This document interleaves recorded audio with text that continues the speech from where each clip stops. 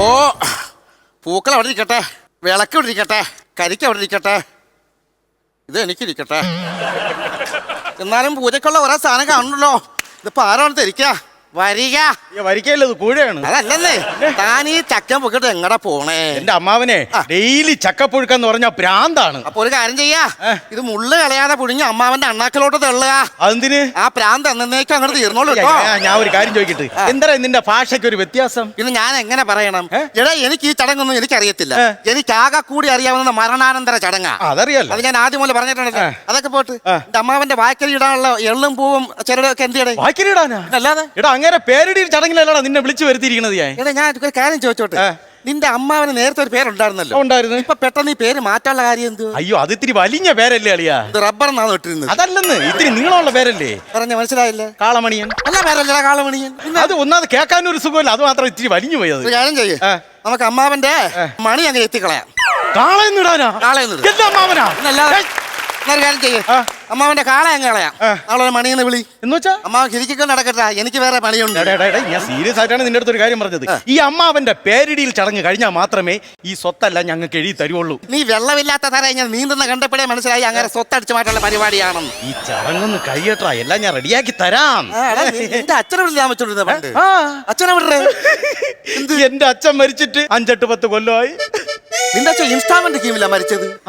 അല്ല 5-8-10 കഴിച്ച് നമുക്ക് പേരിടാനുള്ള കുട്ടി അങ്ങോട്ട് വിളിക്കാം. അത് ഈ കുട്ടി എന്ന് പറയുന്നത് നിന്റെ അമ്മാവനില്ലേ? എത്ര വയസ്സായി? 55 വയസ്സ് കഴിഞ്ഞു. കുട്ടിയല്ല, മുത് കണ്ട. ഞാൻ വിളിക്കാടാ കാളമണിയാ. അങ്ങനെയൊന്നും വിളിക്കരുത്. പിന്നെ പ്രത്യേകിച്ച് ഒരു കാര്യം നിന്റെ അടുത്ത് പറയാനുണ്ട്. പേരിടുന്ന സമയത്ത് അമ്മാവൻ കൊച്ചുകുട്ടിയെ പോലെ ആവും. അതായത് നാഗവല്ലിയെ പോലെ. അങ്ങനെ ആവും. പണ്ട് അങ്ങനെ ഒരു ചടങ്ങ് നടത്തി ഇട്ടിട്ടില്ലല്ലോ. അതുകൊണ്ട് ഓരോരുത്തർ വയസ്സായ ആഗ്രഹമല്ലേ, അതുകൊണ്ട് തഞ്ചത്തിന് ഞാൻ വിളിക്കാം. അമ്മാവാ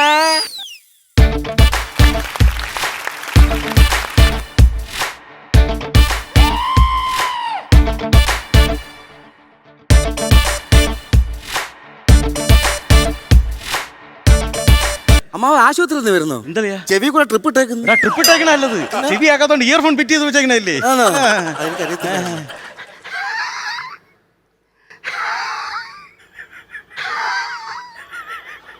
നല്ല വലുവാണല്ലോ. രാവിലെ 12 ഇഡ്ഡലി 4 ദോശയാണ് വലിച്ചു കയറ്റിയത്. നീ നോക്കിക്കൊണ്ടിരിക്കാതെ അമ്മാവന്റെ മുഖലക്ഷണം നോക്കി നല്ലൊരു പേര് പറയണം അങ്ങോട്ട്. നേരത്തെ എന്തുവായിരുന്നു പേര്? കാളമണിയൻ. നോക്കട്ടെ.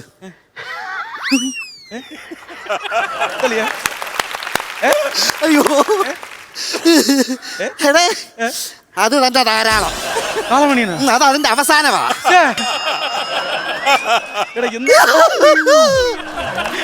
അയ്യോ എടാ, ഞാൻ ഒരു കാര്യം പറയാം. ഒരു മോഡേൺ പരിഷ്കരിച്ചൊരു പേര് പറയടേ. എന്തല്ലയാ? ഒരു കാര്യം ചെയ്, ഇഷ്ടൂടെ കയറ്റി വിളി. ഇഷ്ടം കൂടെ കയറ്റിയെന്ന് പറഞ്ഞാ കളേഷ്. അതല്ലടാ ഞാൻ പറഞ്ഞത്. എടാ നല്ലൊരു പേര് പറയളിയാ. മാവാ 55 വയസ്സായില്ലയോ?